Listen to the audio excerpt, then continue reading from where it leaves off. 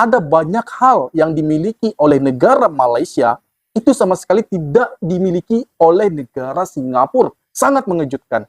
Dia bisa kesal sama saya, dia bisa marah sama saya, dia bisa meneriaki saya.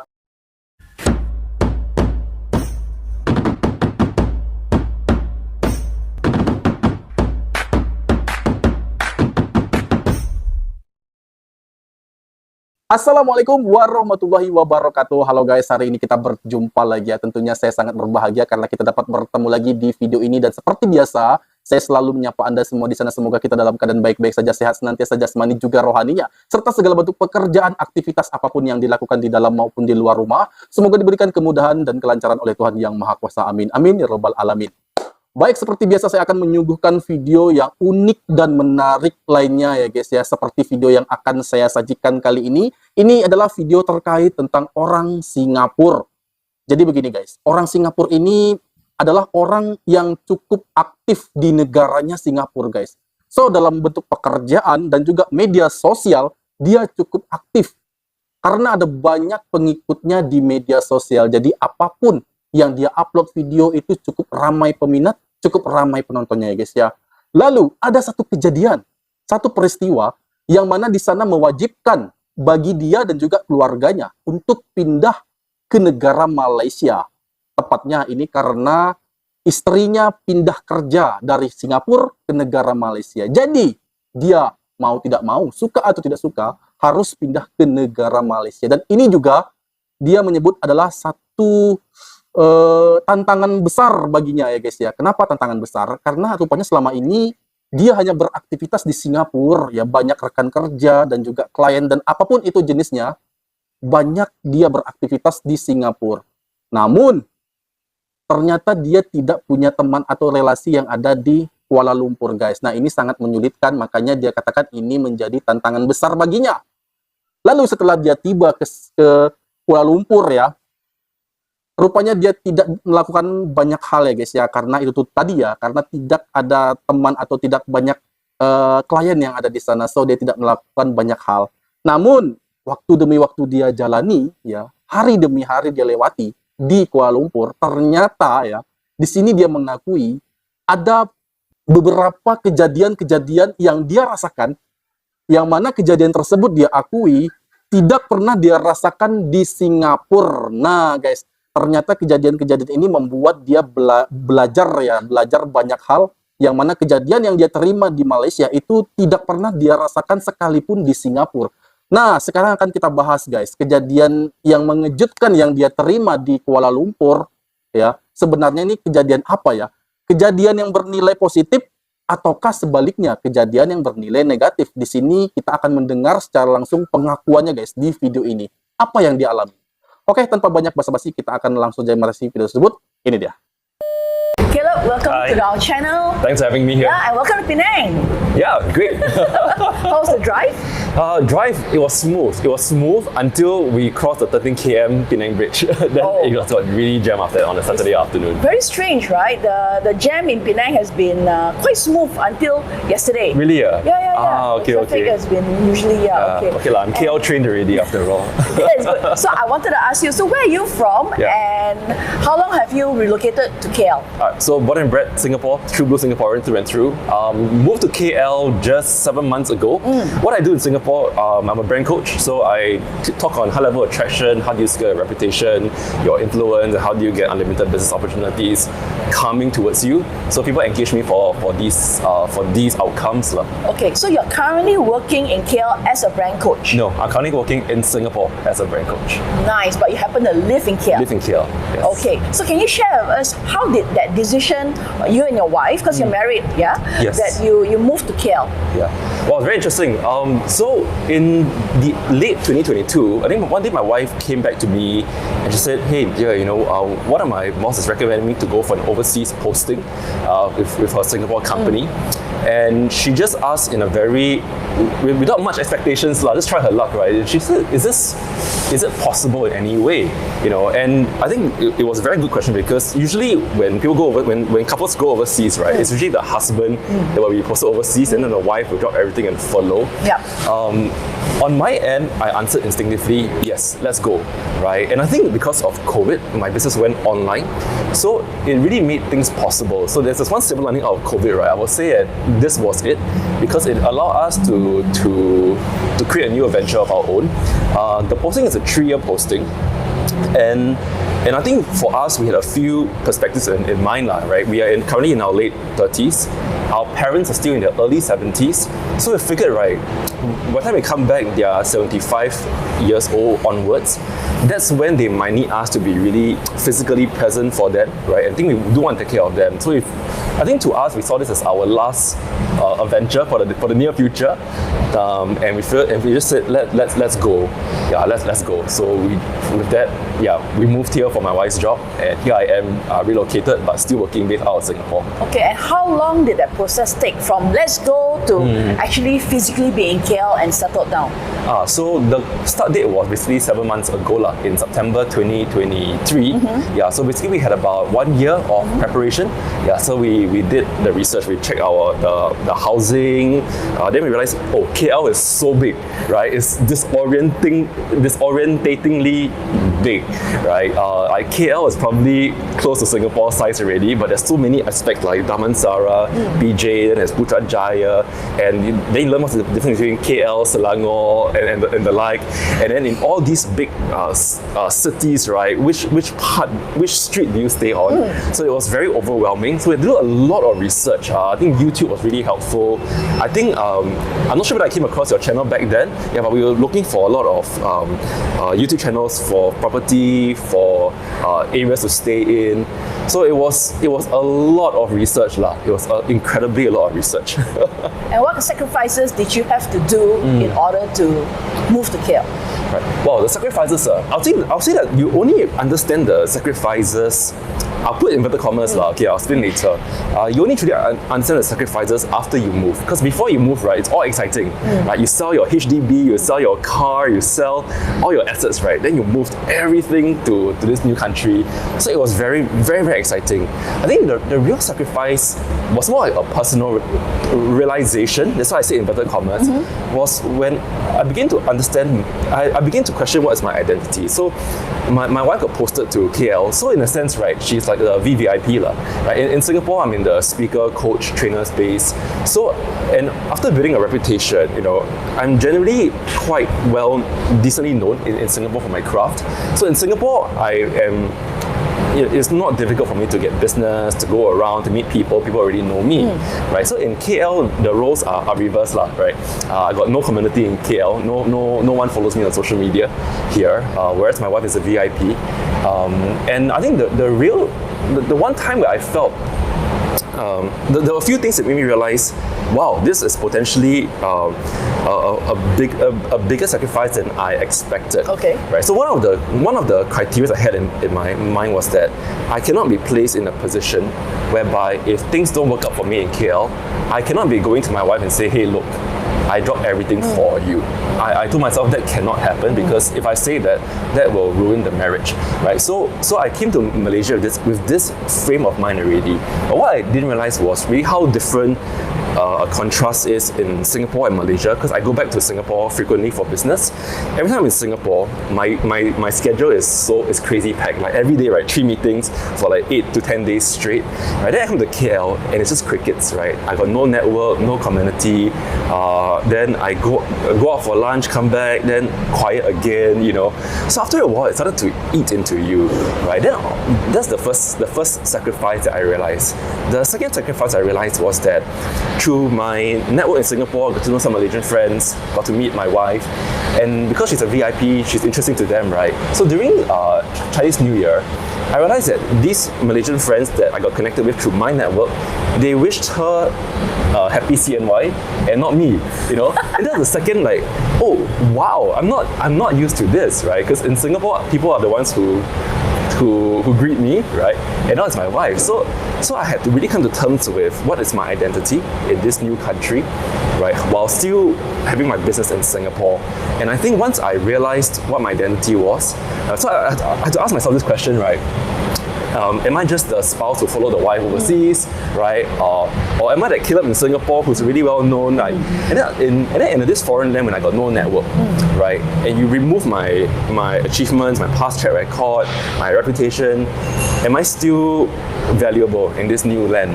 You know, so I had to really come to terms with what is my identity, what is my branding, right? When you remove my personal brand that I've built in Singapore. And I think once I came to terms with that, things got really smooth. So I began to go for networking events every single. Baik guys, kita pause dulu. Ternyata di sini pengakuannya ya, dia banyak mengorbankan apapun yang ada di Singapura demi satu hal yang baru ini guys, demi tantangan yang baru saja akan dia rasakan, yaitu adalah asetnya guys, mobil, rumah, dan lain sebagainya telah dia jual ya guys ya, dan juga teman-temannya yang mana sebelumnya itu lebih dekat, sekarang mereka tentu sudah berbeda negara ya guys. Nah, itulah satu pengorbanan yang memang cukup besar yang dia katakan, karena ini adalah satu momen yang tidak biasa dia rasakan sebelumnya guys.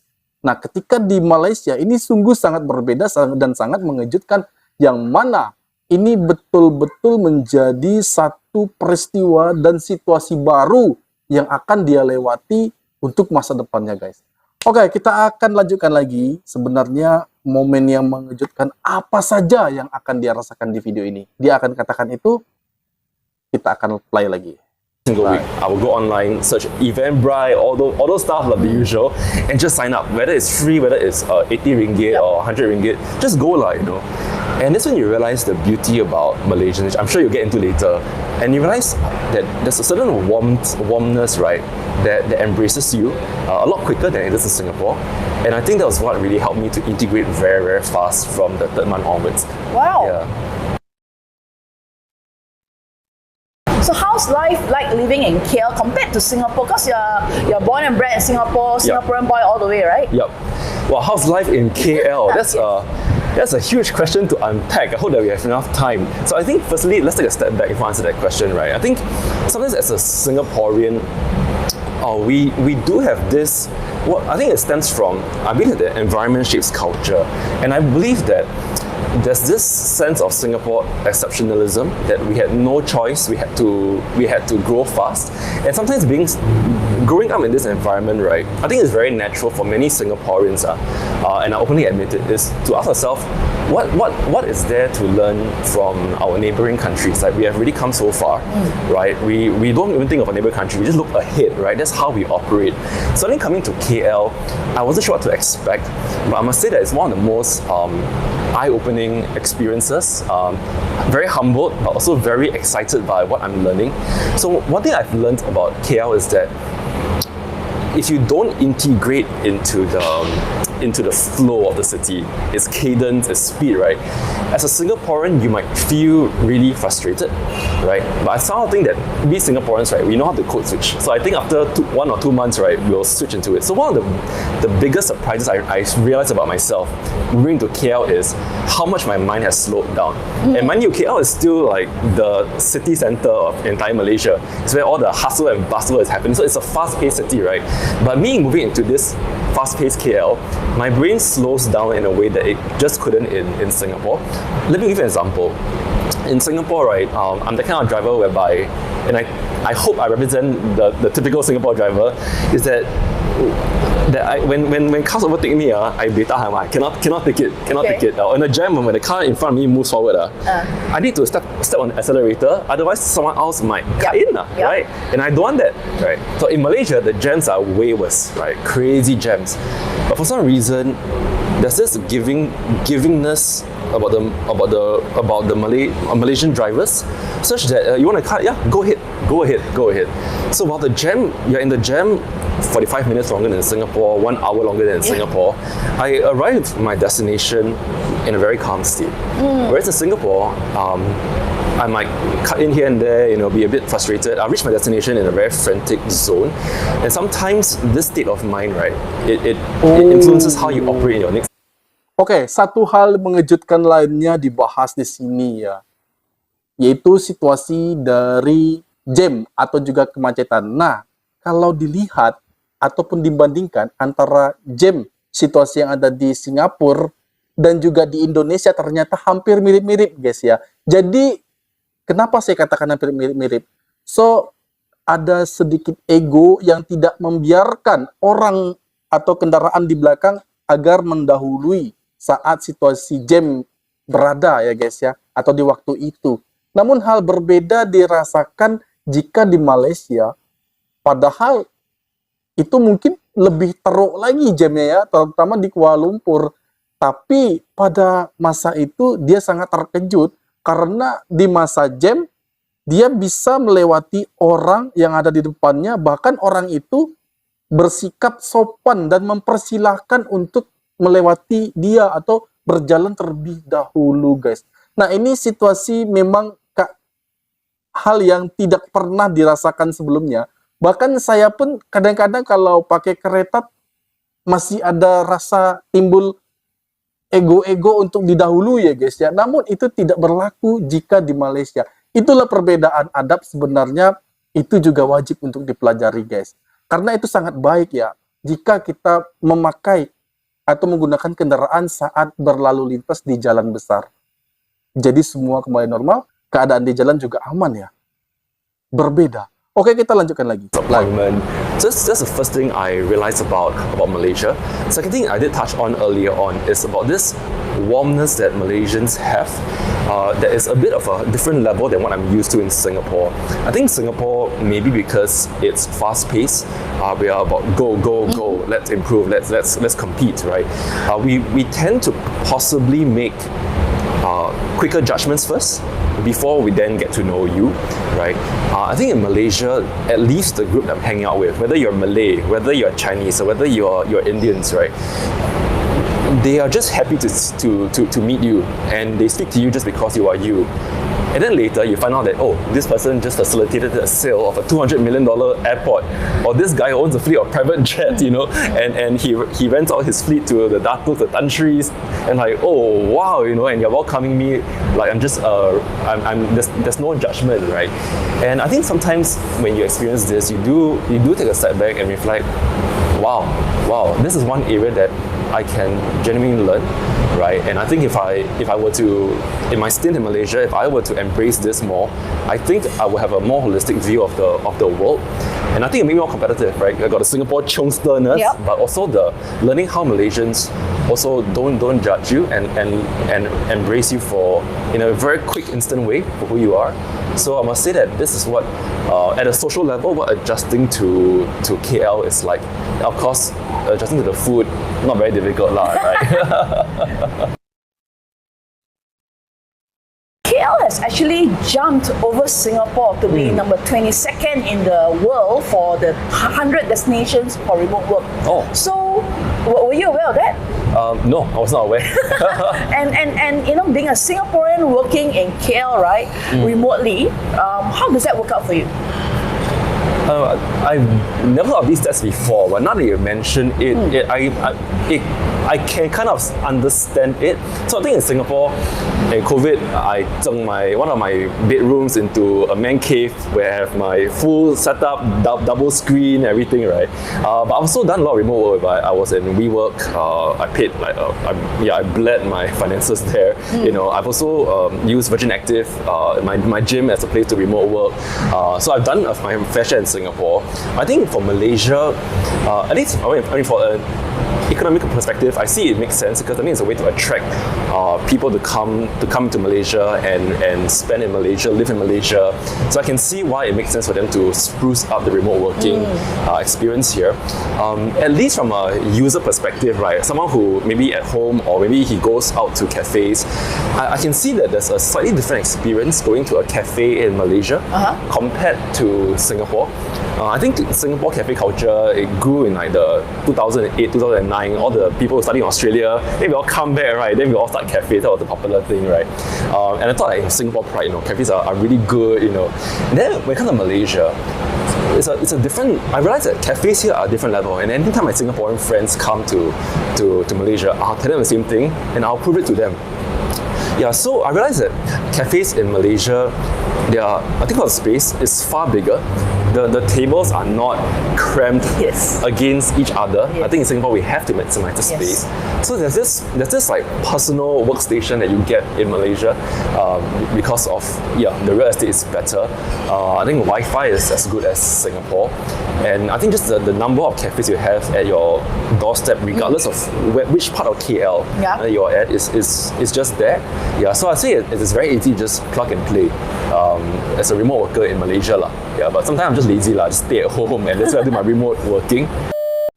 Dan demikian tadi guys, video yang baru saja kita saksikan. Dan dalam video ini menyimpulkan bahwa ada banyak hal yang dimiliki oleh negara Malaysia itu sama sekali tidak dimiliki oleh negara Singapura. Sangat mengejutkan. Ya, apa saja yang dibahas? Bahwa tadi sudah dikatakan oleh orang Singapura ini guys. Awalnya itu dia merasa ragu ya ketika akan tinggal atau masuk negara Malaysia, bertempat tinggal di negara Malaysia, karena dia akan meninggalkan followernya, dia akan meninggalkan banyak rekan kerjanya yang ada di Singapura. Tapi waktu berjalan ya guys, begitu cepat, dia rasakan sesuatu hal yang berbeda, yang memang tidak akan pernah ada di negara Singapura. Karena apa guys? Karena kita mengetahui, ini bukan kita menilai atau mendiskreditkan satu negara. Singapura adalah salah satu negara yang paling sibuk di dunia. Jadi nggak ada waktu untuk berleha-leha, nggak ada waktu untuk bertegur sapa dan lain sebagainya. Sangat minim waktu itu guys ya. Lalu dia rasakan hal yang lain ya guys ya, dibahas dia tadi. Hal yang paling mengejutkan baginya yaitu adalah terkait tentang jam itu tadi guys.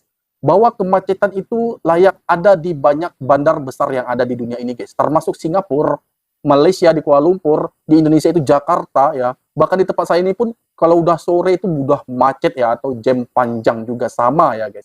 Namun hal yang berbeda itu dirasakan jika di jam yang ada di Malaysia, yaitu adalah kita bisa ya untuk memotong atau mendahului orang yang ada di depan kita ya guys ya. Dengan memakai kereta kita bisa mendahului orang di depan kita. Lalu apa yang dikatakan oleh orang yang ada di depan kita guys? Silakanlah lewat, silakan. Itu artinya apa? Kalau menurut kalian itu artinya apa guys? Kalau menurut saya pribadi itu bermakna bahwa saling menghargai. Jadi orang di sana tuh menghargai orang lain guys. Mungkin orang itu butuh cepat atau mau ke hospital atau kemanapun, tempat-tempat yang mewajibkan dia untuk cepat ya guys ya. Jadi dia memberikan kesempatan itu atau disuruh untuk mendahului. Nah, hal inilah yang tidak dijumpai guys dimanapun. Bahkan di tempat saya pun tak jumpa hal seperti itu. Jadi seumpama kalau saya pakai kereta itu mendahului orang yang ada di depan, ya terkadang dia bisa kesal sama saya, dia bisa marah sama saya, dia bisa meneriaki saya, dia bisa horn sama saya sekencang-kencangnya ya guys ya.